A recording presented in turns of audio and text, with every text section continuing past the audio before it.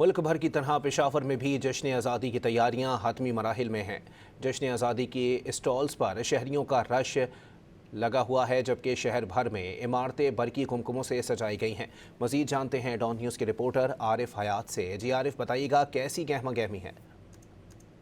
جی بالکل، پشاور میں جشن آزادی کے لیے تیاریاں زور و شور سے جاری ہیں، اور اس وقت ہم دیکھ رہے ہیں کہ پشاور کے مختلف علاقوں میں شہری جو ہے تو وہ گھروں سے نکل آئے ہوئے ہیں، اور جو جشن آزادی کے اسٹالز ہیں وہاں پر ان کا رش لگا ہوا ہے۔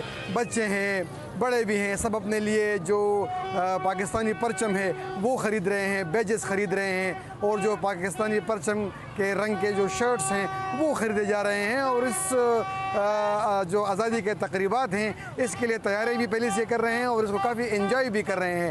تو اس وقت ہم پشاور کے یونیورسٹی روڈ پہ ہیں، اور یہاں پر بھی سٹالز لگے ہوئے ہیں، جھنڈے جو ہیں تو وہ شہری خرید رہے ہیں، بچے بھی یہاں پر آئے ہوئے ہیں۔ کچھ لوگوں سے بات کرتے ہیں کہ انہوں نے ابھی تک کیا کیا خریدا ہے اور کیا ان کی تیاریاں ہیں۔ تو بس بچوں کو لے کے آئے گا جشن آزادی کے سلسلے میں، بچوں کے لیے آؤٹ فٹ وغیرہ خریدے ہیں، اور ابھی پاکستان کے جھنڈے انشاءاللہ لیں گے، اور بھی کچھ لیں گے، ادھر دیکھیں گے۔ ہم نے کپڑے بھی خریدے ہیں، ہم نے بیج بھی خریدے ہیں، ہم نے رات کو آتش بازی دیکھیں گے ہم سارے مل کے۔